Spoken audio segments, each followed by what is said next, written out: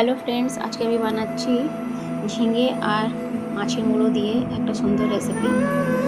তো সব থেকে আগে আমি কড়াইতে তেল দেব আর মুড়োগুলো ছোটো ছোটো টুকরো করে ভালো করে নেড়ে চেড়ে নেব। আর এটা ভালো করে ভাজা করতে হবে। তারপর একটু কড়াইতে তেল দিয়ে ঝিঙে দেবো, একটু আদা কুচি দেবো আর ওর সঙ্গে কটা কাঁচা লঙ্কা। এটা ভালো করে নড়ে চড়ে দিতে হবে। তারপরে যখন এটা ভাজা হয়ে যাবে সুন্দরভাবে, তখন আমি এর ভিতরে ঝিঙে দিয়ে দেবো। ঝিঙেতে সমান মাপে আমি নুন, হলুদ, লাল লঙ্কার গুঁড়ো আর একটু মশলা, কোনো একটু মশলা হলেই হবে। তারপর এটা ভালো করে ভাজা ভাজা করে নিতে হবে।